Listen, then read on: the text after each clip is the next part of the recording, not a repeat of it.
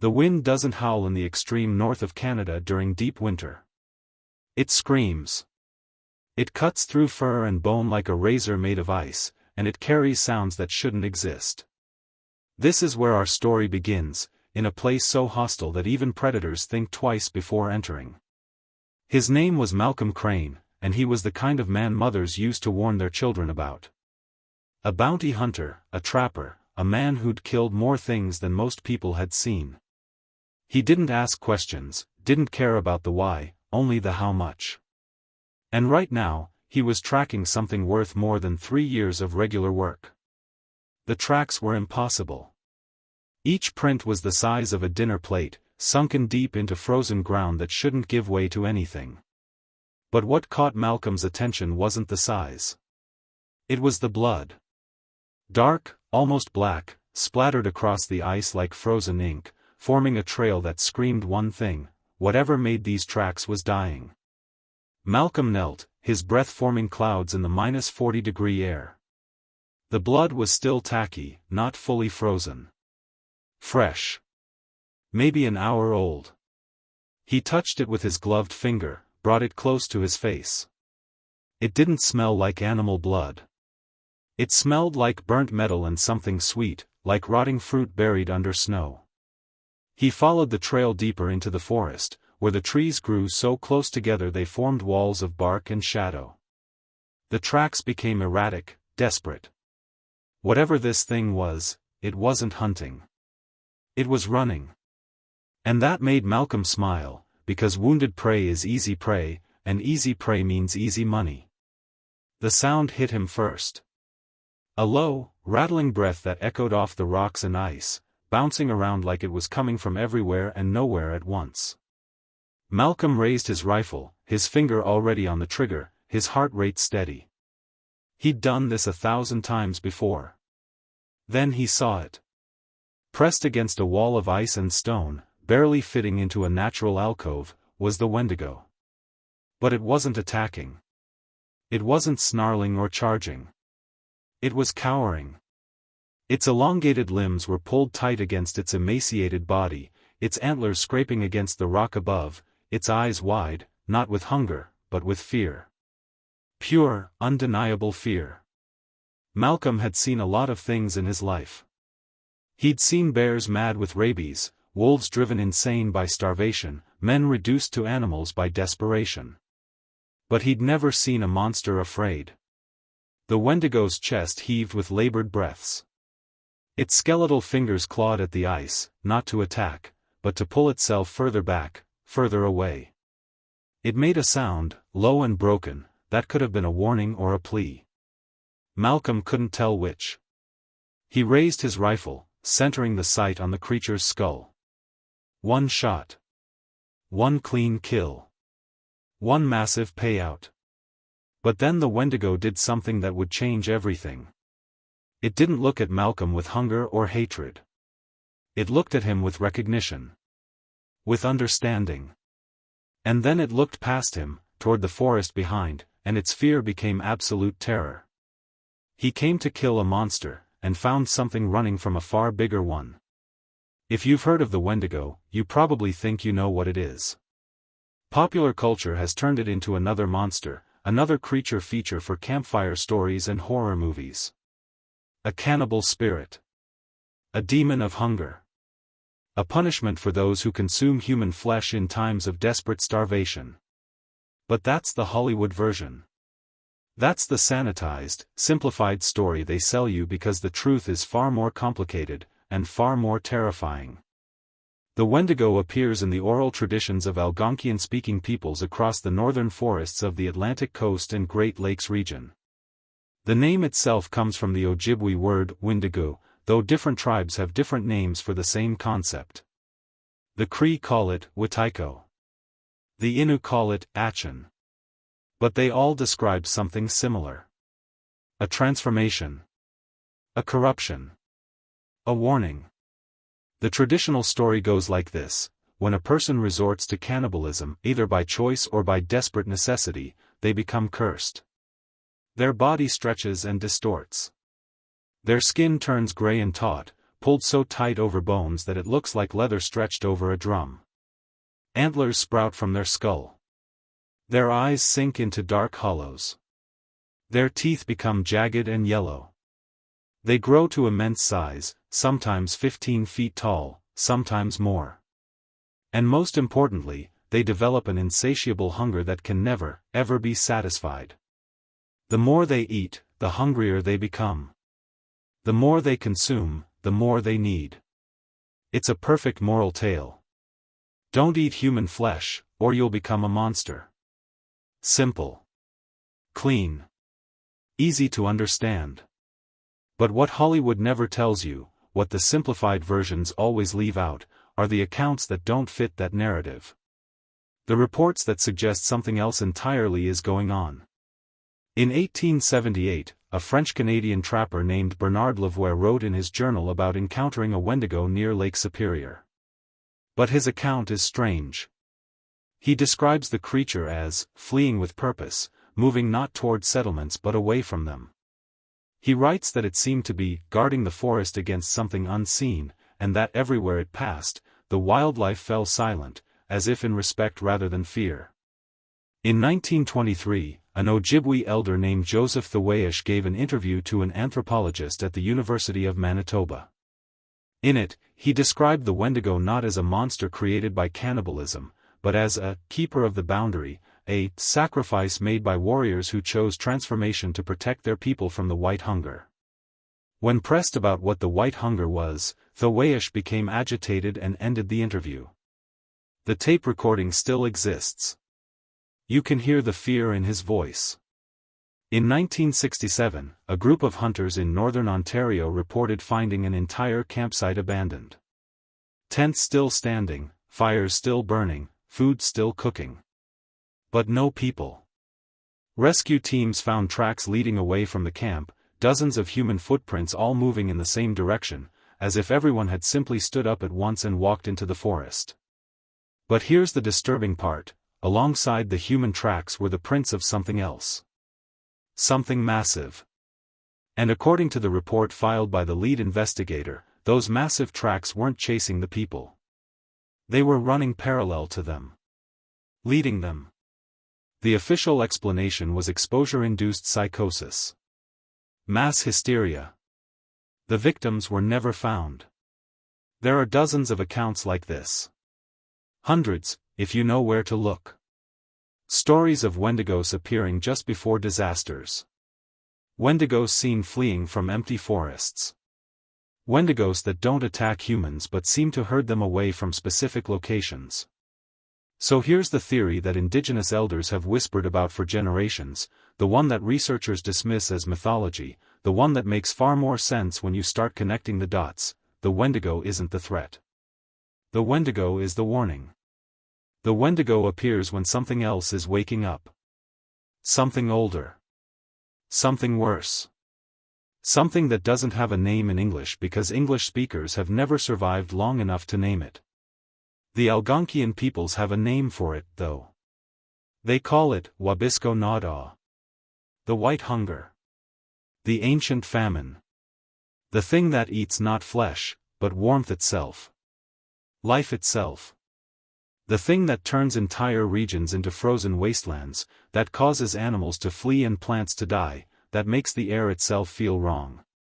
And according to the old stories, the only thing standing between the white hunger and the rest of the world are the Wendigos themselves. Warriors who chose transformation, who underwent a ritual to become something inhuman, something capable of existing in the spaces between life and death, something capable of facing the white hunger and holding it back. They're not monsters. They're guardians.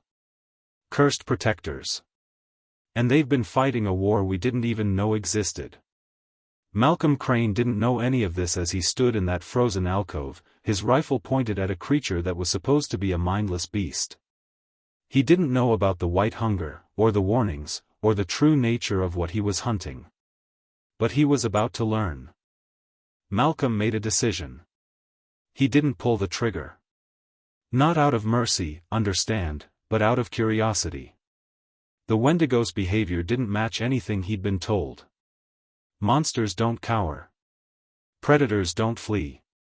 And they certainly don't look at you with something that resembles desperate communication. He lowered his rifle slightly, just enough to watch without shooting. The Wendigo's eyes tracked the movement, and for just a moment, the fear in them lessened. Replaced by something else. Hope? No, that was too human. But something close. Recognition, maybe. Understanding.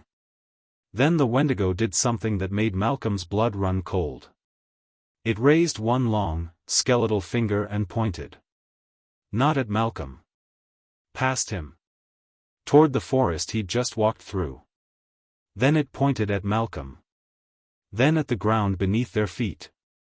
Then back toward the forest. The message was clear, even if Malcolm didn't want to understand it. Danger. Coming. From there. Malcolm turned slowly, his rifle sweeping the treeline. He saw nothing. Just the same twisted pines, the same walls of snow and ice, the same oppressive gray sky that passed for daylight this far north in winter. But then he noticed something he'd missed on his way in. The trees. They weren't just close together. They were marked. Deep gouges carved into the bark, starting about 12 feet off the ground and dragging downward, like something massive had used the trunks to slow its descent from above. The gouges were fresh, the inner wood still pale, not yet darkened by exposure. Malcolm approached the nearest marked tree, running his gloved hand over the damage. The grooves were too wide to be from any animal he knew. Each one was as thick as his wrist, and they were spaced in sets of 3. Like claws, but wrong. The angle was wrong. The depth was wrong. Whatever made these marks wasn't built like anything that should exist. He moved to another tree. Same marks. And another. Same marks. They formed a pattern, a trail that led deeper into the forest, away from the Wendigo's hiding place. Whatever had made these marks had come from the north, moved through this area, and continued south. And based on the freshness of the damage, it had passed through recently. Very recently. That's when Malcolm felt it. A vibration. So subtle he thought he'd imagined it at first. But then it came again, stronger this time. The ground beneath his feet trembled, just for a second, like a distant earthquake. Snow fell from the trees in a soft cascade. Ice crystals drifted down like powder. Then came the sound. It started low, below the threshold of normal hearing, more of a feeling than a sound. A pressure in his chest, in his bones, in his teeth. Then it rose in pitch, slowly, agonizingly, until it became audible. A drone. A hum. A vibration that seemed to come from the earth itself, resonating up through the frozen ground and into everything it touched. Malcolm had heard a lot of sounds in his life. He'd heard the death screams of wounded animals, the roar of avalanches, the crack of breaking ice that meant certain death. But he'd never heard anything like this.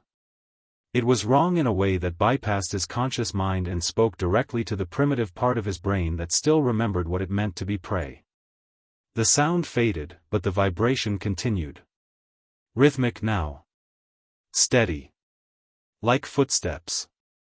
But impossibly slow, impossibly heavy. Whatever was making that sound was moving, but at a scale that didn't match any living thing Malcolm knew. He turned back to the Wendigo, and found the creature had emerged slightly from its hiding place. Not to attack, but to watch. Its eyes were fixed on the northern horizon, its body tense, coiled, ready to move. And for the first time, Malcolm saw what the Wendigo was really looking at. The sky to the north was darker than the rest. Not with clouds, but with something else. A haze. A distortion. Like heat shimmer on a summer road, except this was winter, and the temperature was far below freezing. The air itself looked wrong, bent, twisted. And through that distortion, shapes moved. Massive shapes. Slow shapes. Shapes that hurt to look at directly. The Wendigo made a sound, low and urgent. It pointed again, this time at Malcolm, then at itself, then at the southern tree line. The message was even clearer now. We need to go. Together. Now. But Malcolm was a stubborn man. A proud man. A man who'd spent his entire life believing that anything that bled could be killed, and anything that could be killed could be sold. The fear he felt was real, sure, but so was the potential payout. Whatever was coming might be dangerous, but danger was part of the job. He'd faced danger before and won. He raised his rifle again, this time aiming at the Wendigo's leg. He didn't need to kill it. Just wound it enough that it couldn't run. Then he'd drag it out of here, whatever was making that sound be damned. But before he could squeeze the trigger, he noticed something that made him pause. The Wendigo was holding something. Clutched in its other skeletal hand, pressed against its chest like a treasure, was a piece of fabric. Old, faded, but clearly human-made. A scarf, or part of a jacket. And hanging from it, catching what little light filtered through the gray sky, was a small metal locket. Malcolm had seen that locket before. He'd seen it in a photograph, in a wanted poster, in a police report from 6 years ago. It had belonged to a missing hunter named David Thorne, who disappeared in these woods with his entire expedition. The case had gone cold. They'd assumed bears, or exposure, or any of the dozen ways a man could die in the northern wilderness. But here was his locket, clutched in the hands of a Wendigo. Which meant one of two things. Either the Wendigo had killed David Thorne and taken the locket as a trophy, or the Wendigo was David Thorne. The creature saw Malcolm staring at the locket. It looked down at the object in its hand, then back at Malcolm. And in that moment, through the inhuman face, through the distorted features, Malcolm saw something he hadn't expected to see. He saw a person. A human being, trapped inside a body that wasn't human anymore, desperately trying to communicate the one thing that mattered. I remember. I know what I was. And I'm trying to protect you from what I became. The ground shook again, harder this time. The drone sound returned, louder, closer. And Malcolm finally understood. He wasn't tracking a monster. He was tracking a victim. And they were both being hunted by something so much worse. Malcolm made another decision. He lowered his rifle completely. The Wendigo, David Thorne, whoever or whatever it was, watched this with obvious relief. Then it moved, surprisingly fast for something that looked half dead, and began walking south through the trees. It paused after a few steps, looked back at Malcolm, and waited. Malcolm followed. They moved through the forest in silence, the Wendigo leading, Malcolm following at a cautious distance. The creature moved with purpose, avoiding open areas, sticking to the deepest shadows, constantly checking behind them. Every few minutes, that low drone sound would roll through the forest again, and each time it did, the Wendigo would freeze, would wait, would only continue when the sound faded. They walked for hours. Or maybe minutes. Time felt strange here, stretched and compressed at the same time. The light never changed, locked in that perpetual twilight that passes for day in the far north during winter. Malcolm's sense of direction began to slip. He'd navigated these forests for 20 years, but now every tree looked the same, every shadow felt wrong, every direction seemed both right and wrong at once. Just when Malcolm was beginning to wonder if the Wendigo was leading him in circles, they broke through a dense thicket and found it. A cabin. Small, old, half buried in snow and forgotten by time. The roof sagged, the windows were dark, and the door hung open on rusted hinges. But it was shelter, and right now, shelter seemed like the most valuable thing in the world. The Wendigo stopped at the edge of the clearing, refusing to approach. It pointed at the cabin, then at Malcolm, then made a gesture that could only mean, stay. Then it pointed back toward the forest, toward the north, and made a different gesture. Something that looked like, guard, or, watch. It was going back out there, into the forest, to do something. And it wanted Malcolm to wait here. Malcolm almost laughed. After everything, after being led through the woods by a creature that supposedly ate human flesh, he was being told to stay put like an obedient dog. But he looked at the Wendigo's eyes, saw the urgency there, the desperation, and found himself nodding. Agreeing. Trusting a monster more than his own instincts. The Wendigo watched him enter the cabin, waited until Malcolm was inside, and then vanished into the trees with a speed that shouldn't have been possible. The cabin's interior was dark and cold, but at least it was out of the wind. Malcolm pulled out his flashlight, swept the beam across the space. One room, barely 15 feet on each side. A rusted stove in one corner. A collapsed bed frame in another. A table with 2 chairs, both looking like they'd crumble to dust if you breathed on them too hard. And on the walls, covering every available surface, were carvings. Malcolm approached slowly, running his flashlight over the symbols. They'd been carved deep into the wood, worn smooth by time, but still clearly visible. Spirals and circles and angular shapes that reminded him of languages he'd seen in museums but couldn't read. Some of the symbols were small and precise. Others were large and crude, carved in what looked like desperate haste. He recognized a few. The spiral within a spiral was a symbol he'd seen on indigenous petroglyphs, something about cycles and transformation. The circle with the line through it appeared in multiple native traditions, usually meaning protection or boundary. But many of the symbols were completely unknown to him, shapes that didn't match any cultural tradition he was aware of. Then he saw the drawings.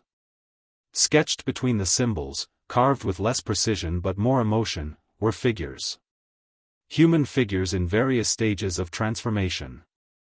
In the first image, a person stood upright, normal, recognizable. In the second, their back was arched, their limbs elongated. In the third, antlers sprouted from their head. By the final image, the transformation was complete, and the figure looked exactly like the Wendigo that had led him here. But there was another set of drawings, on the opposite wall. These showed something else. Something massive, something that didn't have a clear shape. It was drawn as a negative space, an absence, a hole in reality surrounded by swirling lines that might have represented cold or hunger or emptiness itself. And in every image, the transformed figures, the Wendigos, were positioned between this absence and groups of normal humans. Protecting them. Shielding them.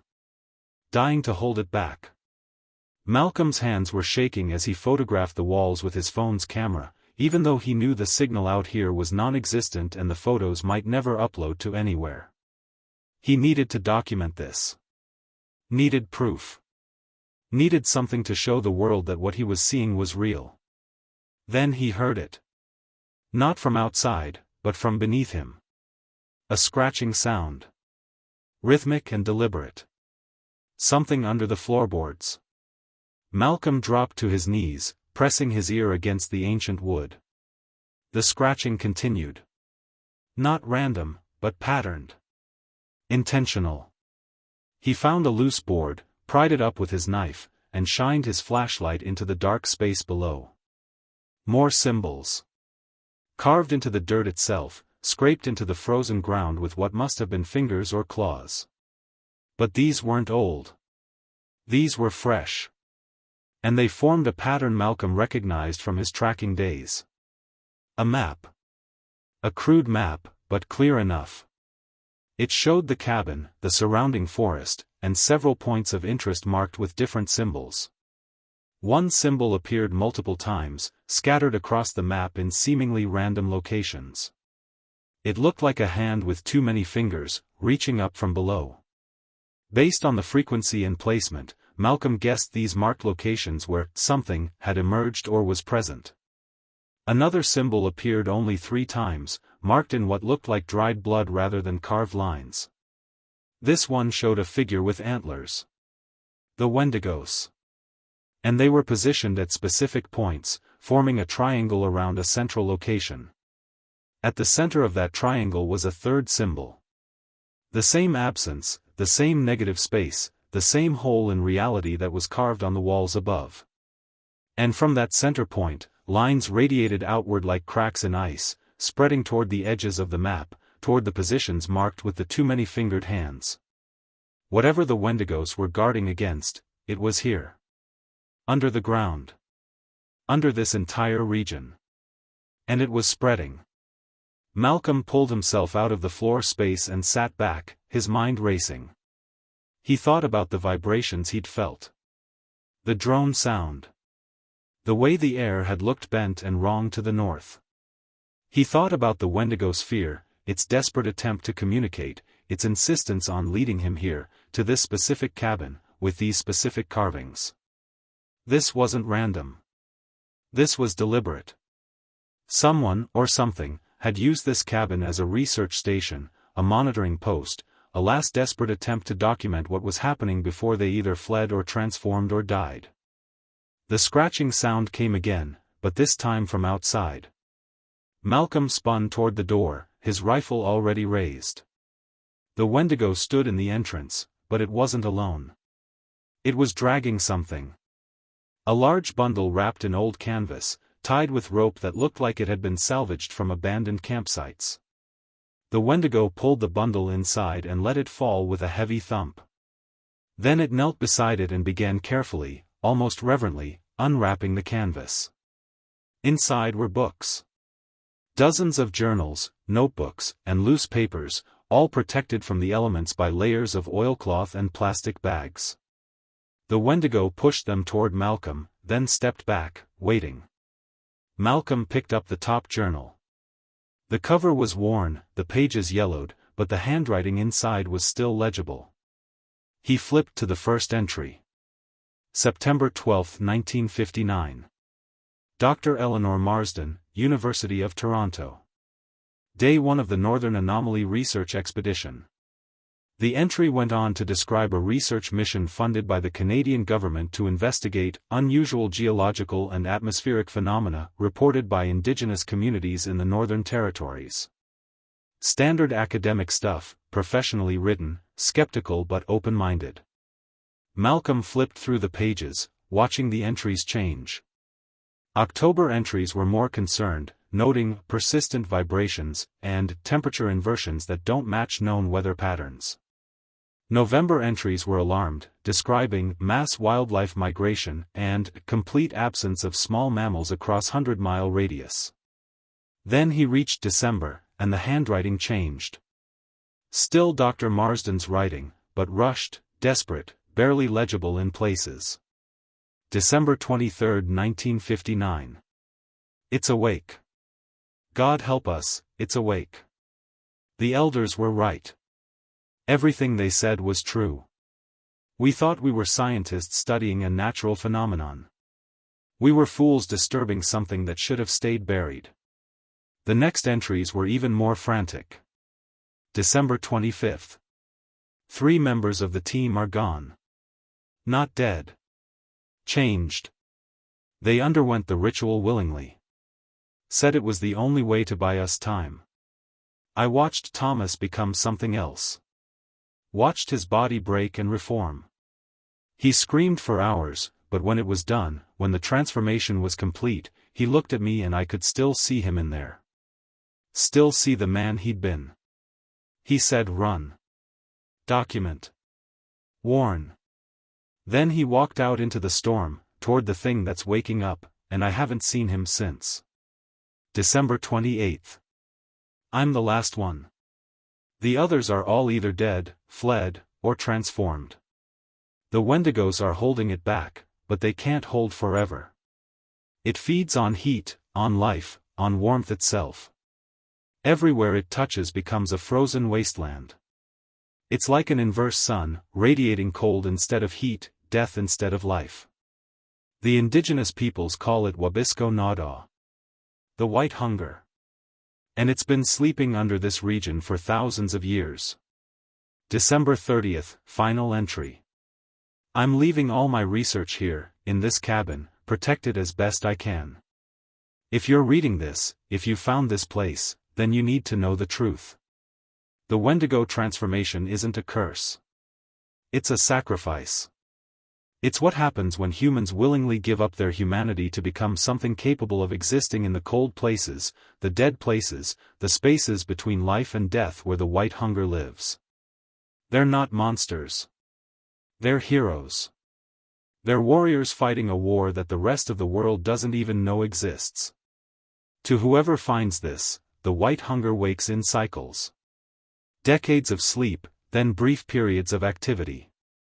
The Wendigos slow it, contain it, force it back into dormancy. But each cycle, it grows stronger. Each cycle, more humans have to transform to hold the line. Eventually, there won't be enough. Eventually, it will break free completely. When that happens, it won't stop at the northern territories. It will spread south, consuming everything, turning the entire continent into a frozen tomb. The only way to truly stop it is to seal it permanently.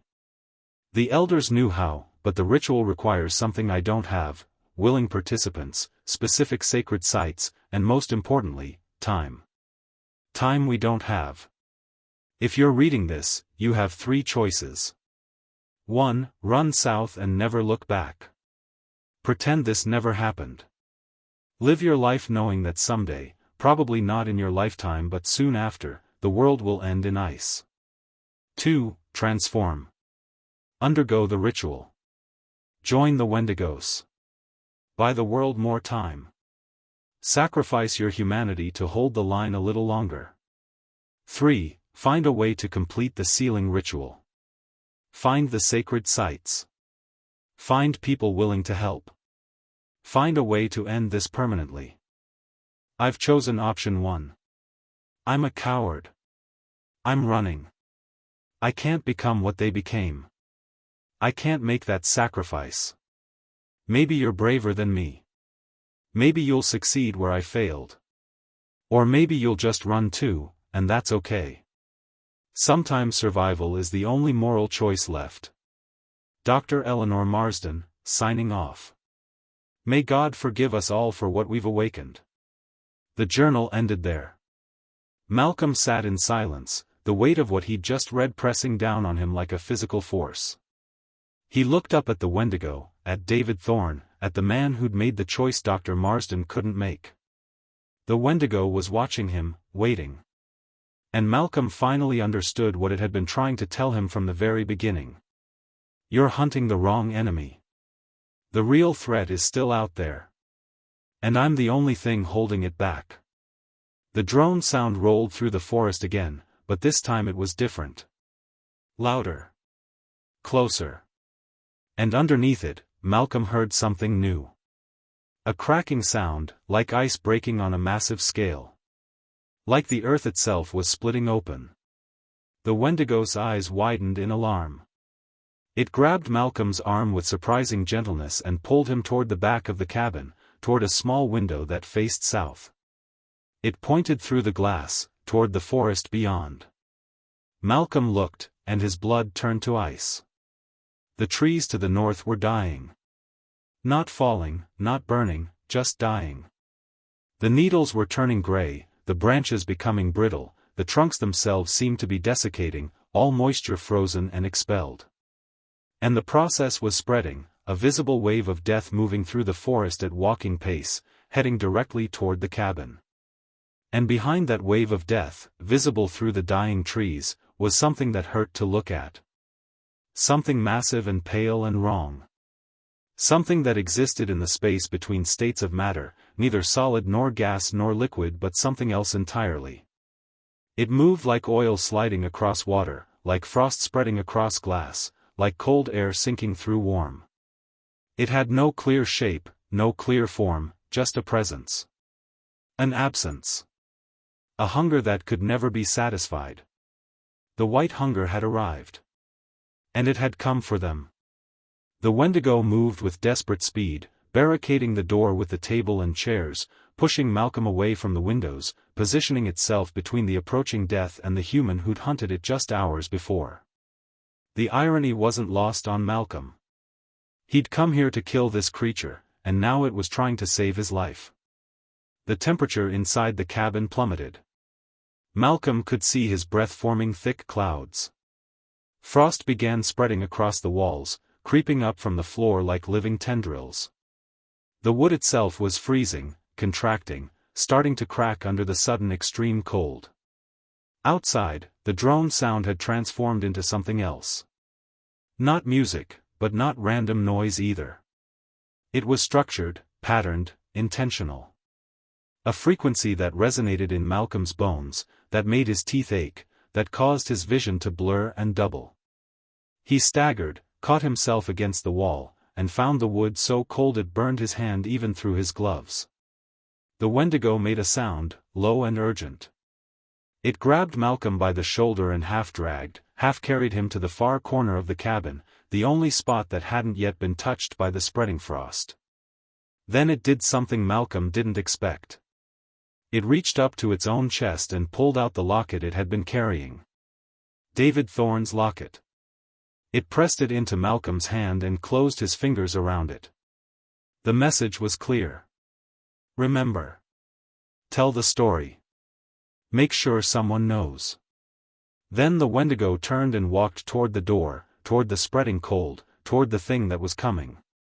It placed one skeletal hand on the frozen wood of the door and bowed its head, as if in prayer or preparation. The door exploded inward. Not kicked open. Not broken down. It simply ceased to exist as wood and became a spray of frozen fragments that shattered like glass. And through the opening came the cold. Not wind, not air, but cold itself, a physical force that had weight and presence and purpose. And with the cold came the white hunger. Malcolm had seen a lot of things in his life, but he'd never seen anything that his brain simply refused to process. His eyes reported what they saw, but his mind couldn't translate it into something comprehensible. It was too big and too small at the same time. It was everywhere and nowhere. It had appendages that might have been tentacles or roots or cracks in reality itself. It moved forward and backward and sideways through dimensions Malcolm didn't have names for. The only consistent thing about it was the cold. The absolute, total, complete absence of heat. The absence of life. The absence of warmth and movement and energy. It was entropy given form. It was the heat death of the universe made manifest in a single entity. And it was hungry. The Wendigo didn't hesitate. It launched itself at the white hunger with a speed that belied its skeletal frame. Its claws, which Malcolm had thought were for rending flesh, began to glow with a pale blue light. Its antlers, which he'd assumed were vestigial, started to emanate a similar luminescence. The creature was transforming again, not into something more human but something more other, something specifically designed to exist in the same space as the white hunger. The two entities collided, and the sound was indescribable. It was silence and screaming at the same time. It was the crack of breaking ice and the roar of avalanches and the whisper of wind through empty halls all layered on top of each other. Reality itself seemed to flinch away from the point of impact. Malcolm watched, unable to move, unable to look away, as the Wendigo fought something that shouldn't exist. It wasn't a physical fight, not really. It was something else. The Wendigo was projecting heat, not warmth like a fire, but heat in the form of existence itself, of life force, of the fundamental energy that separated being alive from being dead. And the white hunger was consuming it, draining it, eating the very essence of what the Wendigo was. But the Wendigo wasn't trying to win. Malcolm realized that almost immediately. It was trying to buy time. Every second it held the white hunger's attention, every ounce of its life force it fed to the entity, was another second Malcolm could use to escape. The Wendigo turned its head, just for a moment, and looked at Malcolm. Its eyes, which had been filled with fear and desperation and determination, were now filled with something else. Acceptance. Peace. It had made its choice. It had known, from the moment it led Malcolm to this cabin, that this was how it would end. Then it turned back to the white hunger and screamed. Not a howl of pain or rage, but a battle cry. A defiant roar that said, "I am still here, I am still fighting, and you will not pass while I draw breath." The cabin began to collapse. The walls were contracting so fast they were cracking, the roof was sagging under the weight of flash-frozen snow, the floor was buckling as the ground beneath it froze solid. Malcolm had seconds, maybe less, before the entire structure came down on top of him. The Wendigo made one last gesture, even as the white hunger enveloped it, even as its body began to freeze and crack and shatter. It pointed at Malcolm, then at the window, then at the south. The message couldn't have been clearer. Run. Survive. Remember. Malcolm ran. He didn't think about it, didn't question it, just put his head down and charged toward the back window. He hit it with his shoulder, felt the glass shatter, felt the frozen frame break apart like sugar glass. He fell through, hit the snow outside, rolled, scrambled to his feet, and ran south without looking back. Behind him, the cabin imploded. Not collapsed, imploded. The entire structure was sucked inward toward a central point, as if reality itself was being compressed. Then came a sound like a thunderclap, and a wave of cold so intense it felt like being hit with a physical wall. Malcolm was thrown forward, tumbling through snow and brush, until he slammed into a tree trunk hard enough to knock the wind out of him. He lay there, gasping, his body screaming in pain, his mind reeling from what he'd just witnessed. He wanted to stay down, wanted to curl up and wait for the cold to take him. But David Thorne's locket was pressed against his chest, cold metal against colder skin, and it reminded him of the promise he'd made without words. Tell the story. Make sure someone knows. Malcolm forced himself to his feet and kept running. He ran for hours, or days, or minutes. Time had lost all meaning. He ran until his legs gave out, until he collapsed in the snow and couldn't get back up. He expected to die there, expected to freeze to death in the northern wilderness like so many others before him. But he didn't die. He woke up in a hospital in Yellowknife, 40 miles south of where he'd started. A rescue team had found him, hypothermic and delirious, muttering about monsters and the end of the world. They'd assumed he'd gotten lost, that exposure had driven him temporarily insane. They'd patched him up, warmed him back to consciousness, and treated him with the patient condescension reserved for lucky idiots who'd survived their own stupidity. Malcolm tried to tell them the truth. Tried to explain what had happened, what he'd seen, what was still out there. They smiled and nodded and increased his sedatives. When he was finally released, he went to the authorities. He showed them Dr. Marsden's journals, which he'd managed to stuff into his coat before fleeing the cabin. He showed them the locket. He showed them the photographs on his phone of the symbols carved into the cabin walls. They filed it as the ravings of a man who'd experienced severe exposure-induced psychosis. The journals were dismissed as creative fiction, probably written by Malcolm himself during his delirium. The locket was noted as a personal item with no chain of custody proving its connection to the missing David Thorne. The photographs were too blurry, too dark, too ambiguous to prove anything. Case closed. No follow-up necessary. Malcolm Craine had gotten lost in the woods, had experienced a mental break, and had imagined the whole thing. Happens all the time in the far north. The cold does strange things to the human mind. Malcolm tried other avenues. He went to reporters, to researchers, to anyone who would listen. Most dismissed him immediately. A few listened politely before making excuses to leave. One journalist actually seemed interested, took notes, asked follow-up questions, even traveled north with Malcolm to find the cabin. But when they reached the coordinates, there was nothing there. No cabin. No symbols. No evidence. Just untouched forest, pristine snow, and Malcolm's increasingly desperate insistence that he'd been there, that it had all been real. The journalist wrote a story, but not the one Malcolm wanted. It was a human interest piece about the psychological effects of extreme isolation, using Malcolm as a cautionary tale. The Hunter Who Saw Monsters, a study in wilderness-induced psychosis. Malcolm stopped trying to convince people. What was the point? They'd made up their minds. He was the crazy hunter who'd gotten lost and invented a story to explain his failure. But he noticed things. Small things. Things that didn't make the news but were there if you knew where to look. Wildlife migration patterns shifting further south than they ever had before. Temperature readings from northern weather stations reporting anomalies that didn't match any known climate model. Small communities in the far north reporting strange sounds, unusual vibrations, equipment malfunctions that couldn't be explained. And most disturbingly, missing persons cases.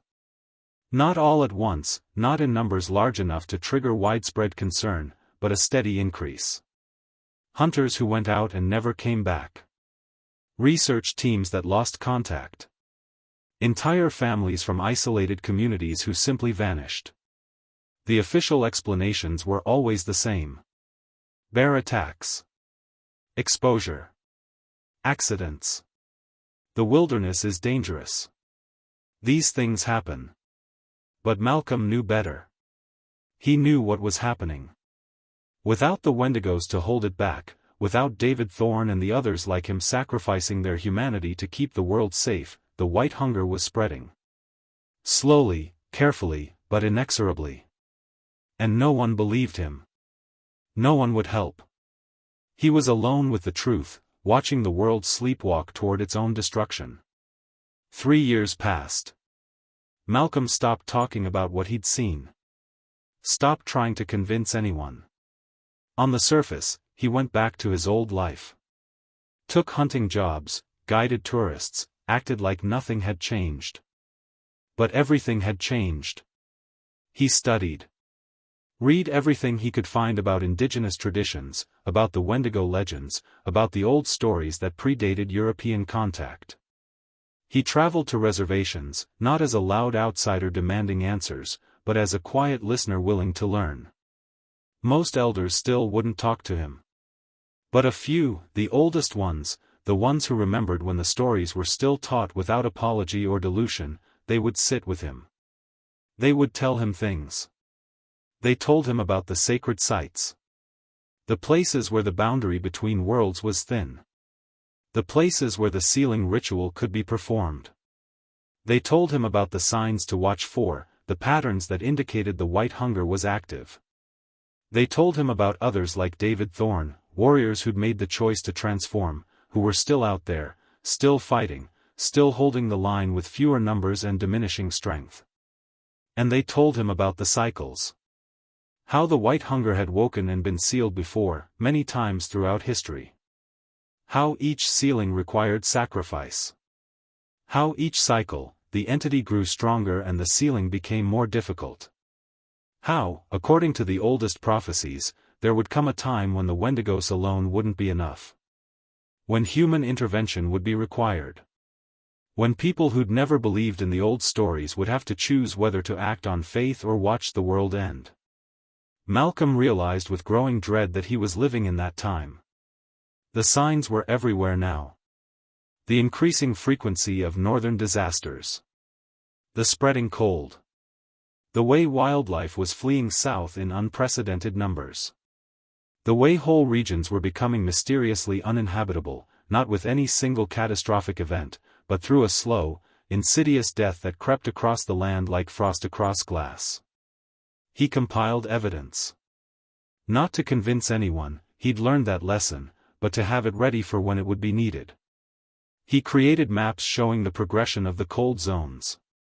He documented the increasing missing persons cases.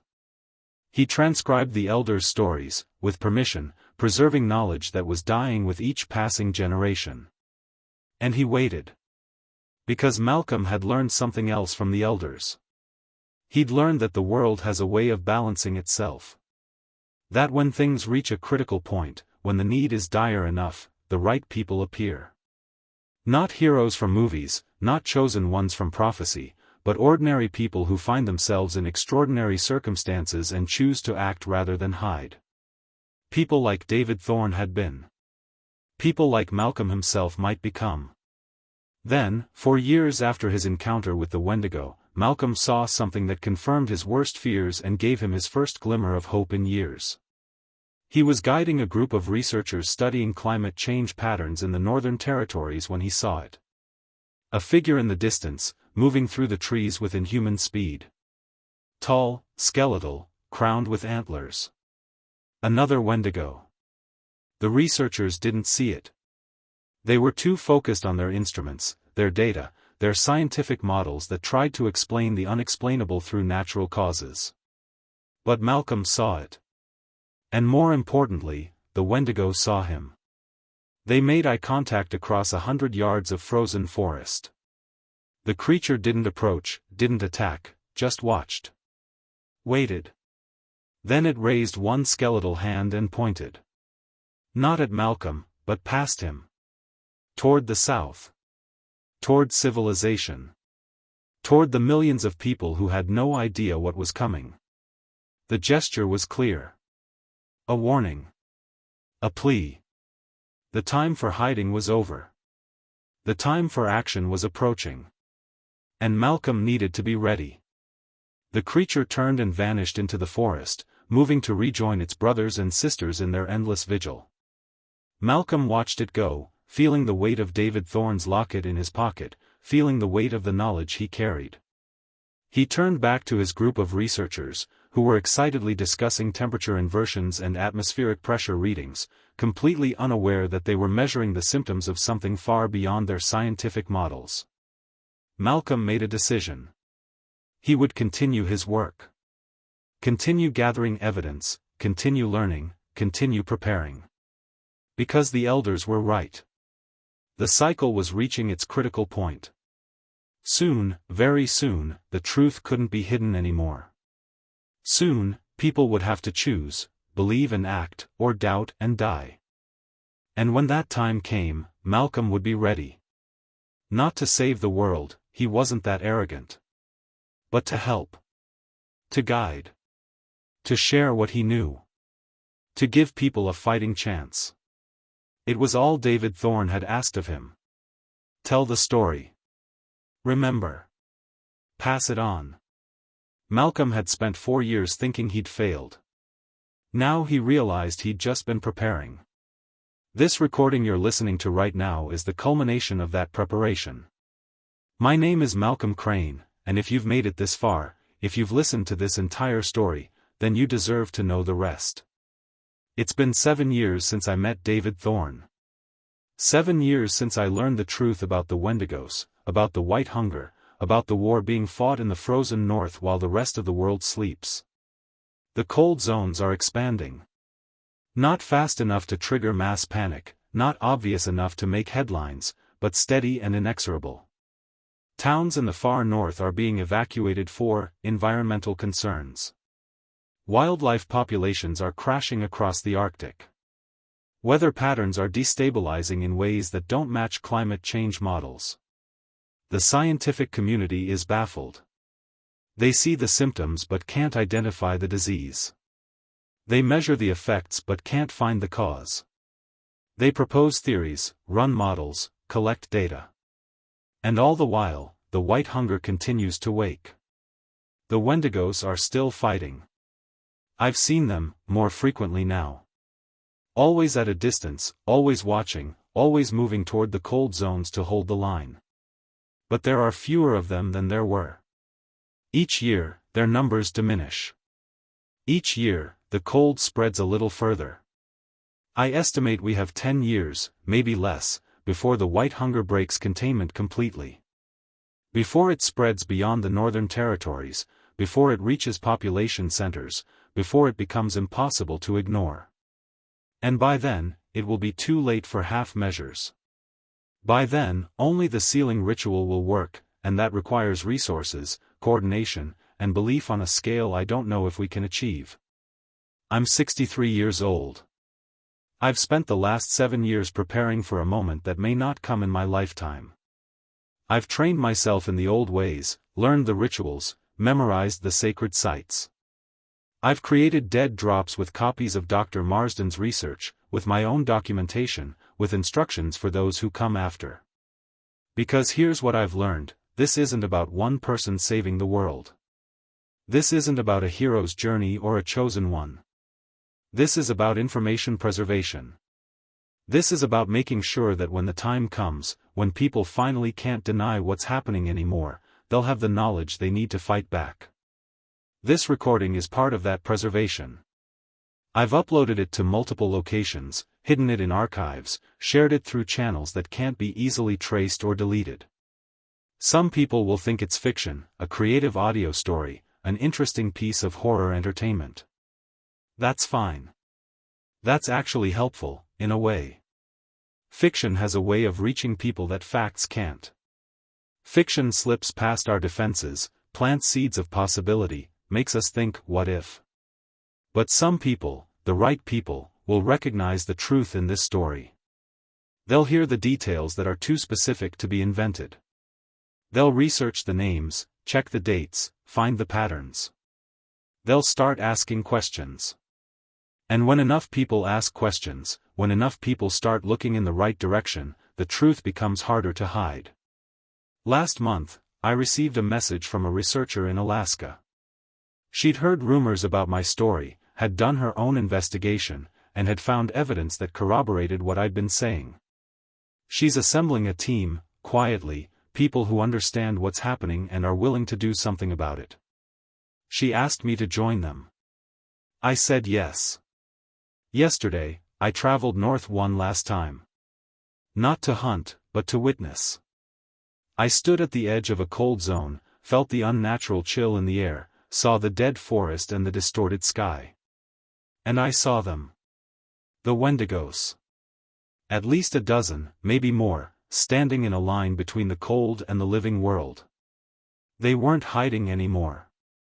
They weren't fleeing. They were making a stand. And one of them, I swear to God, one of them looked exactly like David Thorne. He saw me. Recognized me. And for just a moment, his skeletal face twisted into something that might have been a smile. Then he turned back to face the north, to face the endless cold, to face the entity that he'd been holding back for 7 years. I wanted to thank him. Wanted to tell him that his sacrifice hadn't been in vain, that I'd kept my promise, that I'd told his story. But he already knew. I could see it in his eyes. He knew, and he was at peace with his choice. I'm recording this from my truck, parked at a rest stop 200 miles south of that cold zone. Tomorrow, I'll meet with the researcher and her team. We'll make plans. We'll prepare. We'll do what we can with the time we have left. Will it be enough? I don't know. Probably not. The old stories suggest that sealing the white hunger permanently requires resources and coordination beyond what any small group can achieve. It requires belief from people who've spent their entire lives trusting science and data and rational explanations. But maybe, just maybe, if enough people hear this story, if enough people start asking questions, if enough people choose to believe in something larger than their comfortable skepticism, we'll have a chance. Or maybe we'll fail. Maybe the white hunger will break free, will spread across the continent, will turn the world into a frozen tomb. Maybe future generations, if there are any, will look back on this time and wonder why we didn't act when we had the chance. But at least they'll know the truth. At least they'll have the story. At least they'll understand that there were people who fought, who sacrificed, who tried. That's something. That has to be something. My name is Malcolm Craine. I was a hunter, a trapper, a man who valued money over morality and survival over truth. Then I met a monster who taught me the difference between what we fear and what we should fear.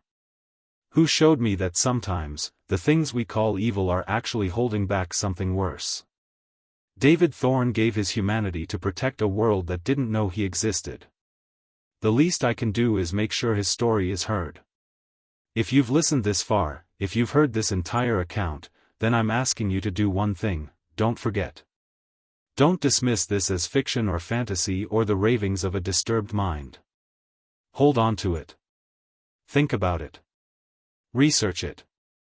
And if the time comes, if the cold starts spreading to your region, if the signs become undeniable, remember what you heard here. Remember the Wendigos. Remember the white hunger. Remember that there are things in this world older and stranger than our science can explain. Remember that sometimes, the monsters we fear are actually the heroes we need. And most importantly, remember that we all have a choice. We can run, like Dr. Marsden did. We can transform, like David Thorne did. Or we can find another way, a third option that hasn't been tried yet. I'm betting everything on that third option. I'm betting that human ingenuity, combined with ancient wisdom, can find a solution that doesn't require anyone else to sacrifice their humanity. I'm betting that if enough people know the truth, we can face this threat together, as a species, rather than as isolated victims picked off one by one. Maybe I'm wrong. Maybe I'm a foolish old man chasing shadows and believing in fairy tales. But I've seen the shadows. I've felt the cold. I've looked into the eyes of a Wendigo and seen a human soul still fighting to protect strangers who'd never know his name. That's not a fairy tale. That's real. That's worth fighting for. The wind is picking up outside. It's coming from the north. It's colder than it should be for this time of year. The heater in my truck is running full blast, but I can still feel the chill seeping in through the metal and glass. The white hunger is waking up. The cycle is reaching its peak. The time for preparation is ending. Soon, very soon, it will be time to act. I hope we're ready. I hope I've done enough. I hope this message reaches the right people at the right time. But whether it does or not, the story is out there now. The truth is preserved. And that's all I promised David Thorne I would do. Tell the story. Remember. Pass it on. I've kept my promise. Now it's your turn. What will you do with this knowledge? Will you dismiss it, or will you dig deeper? Will you wait for official confirmation, or will you trust what you've heard? The choice is yours. It always has been. That's the secret they don't tell you in the old stories. There are no chosen ones, no destined heroes. There are only ordinary people faced with extraordinary circumstances, deciding moment by moment whether to be brave or to be safe. David Thorne chose bravery. So did the others who transformed before him. So did the warriors fighting on the line right now, holding back the cold while the world sleeps. What will you choose? The wind is getting stronger. I need to go. The team is waiting, and we have work to do. My name is Malcolm Craine. Thank you for listening. Thank you for remembering. And if I don't survive what's coming, if this is the last recording I ever make, then please know this, it was worth it. Every moment of fear, every night of doubt, every person who called me crazy. It was all worth it. Because in the end, I stood for something. I fought for something. I mattered. We all matter. Every single one of us. And together, maybe we can be enough. The cold is coming. But we're not facing it alone. Not anymore.